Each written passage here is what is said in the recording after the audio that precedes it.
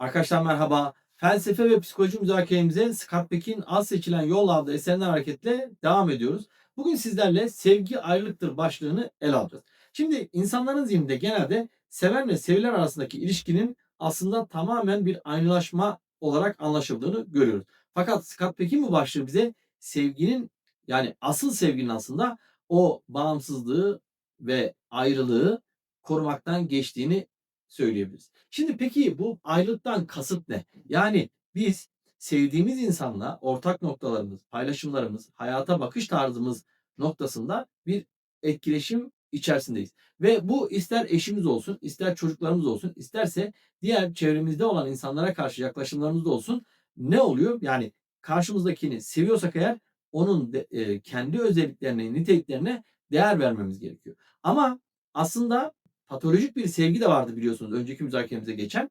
Karşısındaki insanı kendine dönüştürmeyi sevgi zanneden bir anlayışta söz konusuydu. Bunu eşlerin birbirleriyle olan ilişkilerinde de görüyoruz. Ebeveynlerin çocuklarıyla olan ilişkilerinde de görüyoruz. O nedenle Scott Peck diyor ki gerçek bir sevgi aslında kendisiyle sevdiği arasındaki ayrımın ve farkın daima korunduğu bir anlayışa dayalıdır diyor. Ve bu sevdiği kişinin tamamen ayrı bir kimliğe sahip biri olduğunu kabullenmekten ve bu ayrılığa ve sevdiğinin özgün yönlerine, onun bireysel tutumlarına saygı göstererek onun gelişimine katkı sağlamaktan geçer diyor. Şimdi sevgi tekamül ettirici bir süreç de aslında. Ne anlamda? Yani farklı niteliklerdeki iki farklı bireyin birbirlerine olan sevgileri sebebiyle o farklılıklarından hareketle daha iyi ve daha güzele eriştikleri bir çerçeve oluşturuyordu aslında sevgi burada.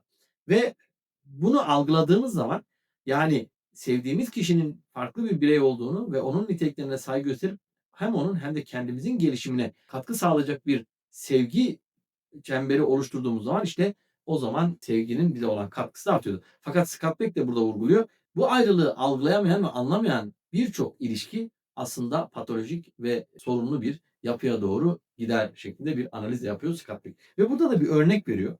Yani özellikle kendisine gelen şizofren bir hastası olan Suzan'ın tecrübesini bize aktarıyor. Genelde sevginin anlaşılmadığı ya da sevdiği kişinin kendisinden farklı bir birey olduğunu kavrayamayan insanların narsist bir kişiliğe sahip olduğunu vurguluyor.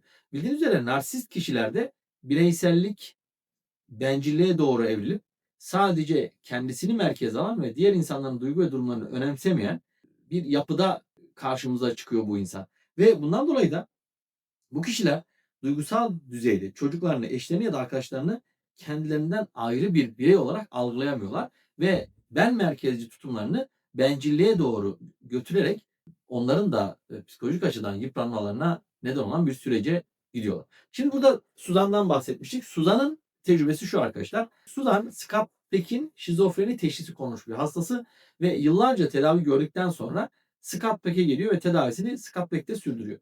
Ve Scott Peck önceki tedavilerin de büyük katkılarıyla kendisinde Suzan'ın çok ciddi aşamalar kat ettiğini ve bu aşamaların neticesinde hastalığını kontrol altına alacak bir noktaya geldiğini ifade ediyor. Peki Suzan'ın hastalığı kontrol altına aldığı noktada ne gelişiyordu? Öncelikle kendine olan öz disiplin ve özgüven, onun dışında saygınlık yani öz saygı ve devamında da sürekli başkalarından yardım almak yerine kendi işini kendi görecek bir yapıya kavuşuyordu.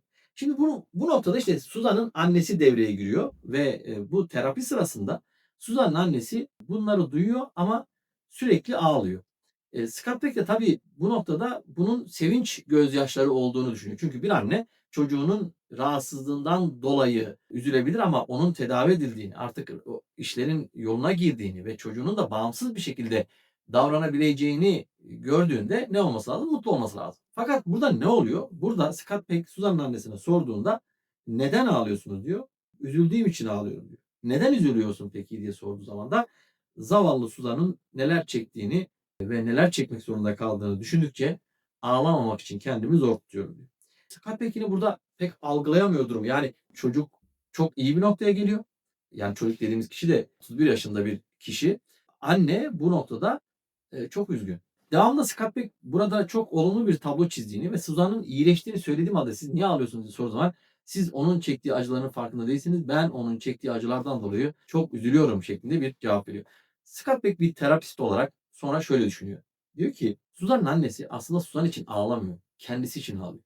Yani Suzan'ın hastalığı sürecinde kendi yaşadıklarını, acılarını, zorluklarını düşünerek kendisi için ağlıyor.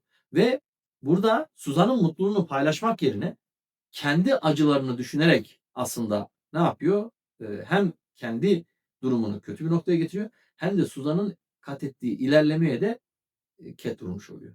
Ve bu noktada yapılan annenin narsist tutumuyla olayın daha da girift bir hale gelmesi. Ve Scott Peck bu noktada diyor ki bugünkü terapimizde Suzan diyor konu. Onun için buraya daha fazla eğilemeyeceğim şekilde. Yani annenin de aslında terapiye ihtiyacı olduğunu vurguluyor. Şimdi buradaki sorun neydi? Şimdi buradaki sorun aslında şu. Suzan'ın annesi kendisiyle Suzan arasında bir ayrım yapacak bir benlik ilgisine sahip değildi ve kendi ihtiyaçlarını ifade etmek için Suzan'ı bir araç olarak kullanıyordu. Ve Suzan'ın kendisinden ayrı bir kimliğe sahip olduğunu algılayacak bir düzeyde değildi. Yani bu ne anlamda? Normalde bu kişi eğitimsiz, maddi açıdan zorluklar içerisinde olan bir kişi değil. Tam tersine varlıklı bir aile, eğitimli bir aile ama Suzan'ın annesinin tavrı işte o narsizmin getirdiği o benlikleri ayıracak yani sevdiğiyle kendisi arasındaki o farkı ortaya koyacak bir düzeyde olmadığı için tüm dünyanın kendisi için yaratıldığı vehmiyle Suzan'ın sorunlarının çözülmesine dahi sevinecek bir durumda olmuyor. İşte bu noktada Scott Peck'in şöyle bir teşhisi var. Özellikle şizofreni hastaları ile ilgili. Şizofrenide özellikle genetik bir altyapı söz konusu olduğunu fakat bu genetik altyapının üzerine çevre faktörünün de çok etkili bir şekilde bindiğini söylüyor. Şimdi bu çevreden de ne anlamak lazım? Bu çevre dediğimiz faktörde özellikle anne baba ve aile içerisindeki tutumlar egemen oluyor. Bir dikkat ettiği nokta da şu. Diyor ki şizofreni teşhisi koyulan insanların pek çoğunun etrafında yani aile hayatında narsist kişiliğe sahip insanların olduğunu gözlemleyebiliyorum diyor. Yani bu şu anlama gelmiyor. Yani şizofreni hastası insanların hep etrafındaki insanlar narsisttir anlamına gelmiyor diyor. Ama genel bir değerlendirme yapıldığı zaman narsist kişilik bozukluğunun çocuklarda ya da etrafındaki insanlarda şizofrenik bir tutuma doğru evrilmeyi belki de hızlandırdığı noktasında bir kanaati var Scott Peck'in. Ve bundan dolayı da narsist insanların kendi tutumlarına çok dikkat etmeleri gerekiyor diyor. Bunu da şöyle örneklendiriyor. Şimdi aile içerisinde çocuklarımızla ve eşimizle olan tutumlarımızda duygu durumlarımızı dengelememiz gerekiyor ve iki örnek var burada Scott Peck tarafından verilen. Mesela bir akşam Suzan gelsin, okulda resim öğretmeni onu çok övsün ve inanılmaz derecede mutlu bir şekilde evine geliyor. Fakat o gün annesi duygu dünyası olarak pek uygun olmadığı için Suzan'a kendini derslerinde bu kadar yormamalısın. Bence sen gidip yatsan iyi olur diyor. Şimdi çocuk burada çok sevinmiş, mutlu olmuş. Annesiyle paylaşıyor ama annesi bir duvar gibi çocuğun o mutluluğunu kesiyor. Ya da başka bir durum serviste diğer çocukların kendisini çok rahatsız ettiğini hatta ağlattığını ve bundan dolayı da rahatsızlığını annesine ağlayarak ifade ediyor. O gün de annesinin duygu durumu çok farklı olduğu için ya servis şoförün çok iyi değil mi? Gerçekten böyle bir servis şoförün olduğu için çok mutlu olmalıyız deyip çocuğun yine oradaki acısını paylaşacak bir empati kurmakta zorlanıyor. İşte bu iki durum yani sevinçlerini ve hüzünlerini paylaşma noktasında sadece kendini merkeze alan tutum çocukların ileride bu duygularında savrulmalarının yaşanmasına en önemli etken olarak karşımıza çıkıyor. Bu da özellikle dikkat edilmesi gereken bir husus. Çünkü insanlar çoğunlukla kendilerini merkeze aldığı için diğerlerinin duygu durumlarını pek de önemsemiyorlar. Çünkü şuradan anlayabilirsiniz. Herkes kendisinin dinlenmesini istiyor. Ama karşısındakinin ruh dünyasında neler oluyor bitiyor onu dinlemeye de pek sabredemiyor. Onun için buradaki örneklerde olduğu üzere çocuklarımızın ya da aile fertlerimizin, eşimizin yaşadıklarıyla ilgili durumları ciddi anlamda empati kurarak dinleyip anlamlandırabilme becerisine sahip olmamız gerekiyor. Ve bunun nedeni de Scott Peck empatiden yoksun olan ebeveynlerin çocuklarına uygunsuz dönütler vererek aslında onların işlerini daha da zorlaştırdığını ve duygu durumu olarak da bozuk bir sistem çizdiklerini söylüyor. İşte narsizmin empati yoksunluğuyla gelen bu riskleri bir de sevdiğimiz kişinin bizden farklı birisi olduğunu kabullenememeyle de geliyor. Yani çoğu ebeveyn özellikle çocuklarının kendisinden farklı bir kimliğe, düşünceye, yaşam biçimine, hayata sahip olabilme ihtimalini göz ardı ediyor. Ve kendi duygu düşünce dünyasını onlara dayatmaya çalışıyor. Bu nedenle de çocuğun zihnindeki beklentiler, istekler önemsizleşiyor. Önemsizleştikçe de aslında içe kapanıyor ya da daha farklı sorunlarla bunları dışa yansıtmaya başlıyor. Burada da özellikle bir örnek veriyor. Sporcu babalar kitap kurdu olan çocuklarını spora iterken kitap kurdu babalar sporcu çocuklarını kitaplara itiyor. Ve böylece aslında iş dünyalarında mesela sporcu olan çocuk kitaba itilirken kitaptan nefret ediyor. Sporu bırakmış oluyor. Aynı şekilde kitap okumayı seven çocuk kitaptan ayrılıyor, spora gidiyor. Kitap okumayı da bıraktığı için, spordan da nefret ettiği için böyle bir boşluğa doğru düşüyor.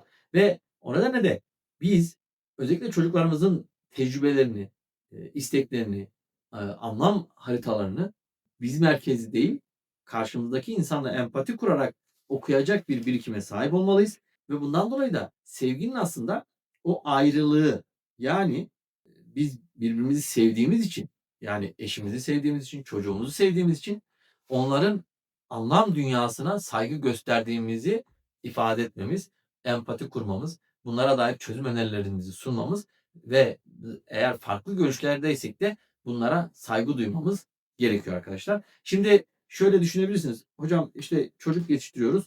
Çocuk yetiştirirken çocuk çok zıt şeyler söylüyor ve ben bunları kabul etmiyorum ve ona zarar vereceğini düşünüyorum. Ne yapmam gerekiyor? Burada eğer çocuğa gerçekten zarar vereceğini düşündüğünüz bir durum oluyorsa özellikle burada empati yapmanız gerekiyor. O zarar verici durumun çocuğunuza izahının yapılması gerekiyor.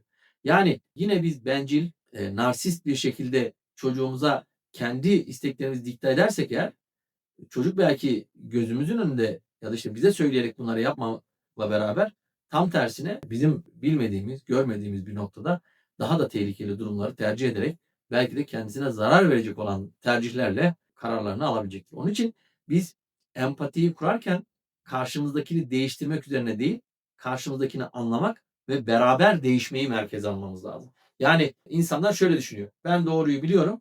Doğruyu biliyorsam sen de bunu yapmalısın. Hayır. Ben doğruyu bilebilirim. Yani doğru düşündüğümü söyleyebilirim. Ama eğer çocuğum da, argümanlarını ortaya koyup doğru düşündüğünü söylüyorsa ve bunları ispatlıyorsa o zaman benim onun duygu dünyasını anlayarak ona dair bir çözüm önerisi geliştirmem ya da gerçekten o doğru düşünüyorsa bunu da kabul edip bu noktada imkan tanımam gerekiyor. Çünkü narsizm deminki ifade ettiğimiz tarzda ailede yıkıcı etkilere sebep olabiliyor. Şimdi videomu kapatırken aslında sevgi ayrılıktır ifadesini nasıl gördüğünüzde size sormak isterim. Çünkü insanların genelinde videonun başında da söylediğim üzere sevginin ayrılıktan uzak, tam tersine ortak noktaların olduğu bir eylem alanı gibi sunulduğunu biliyoruz. Siz ne dersiniz? Ya da bu konuyla ilgili etrafınızdaki insanların yaklaşım biçimleri nelerdir? Bunlarla ilgili görüşlerinizi de bizlerle paylaşırsanız katkınız için şimdiden teşekkür ederim. İyi günler dilerim.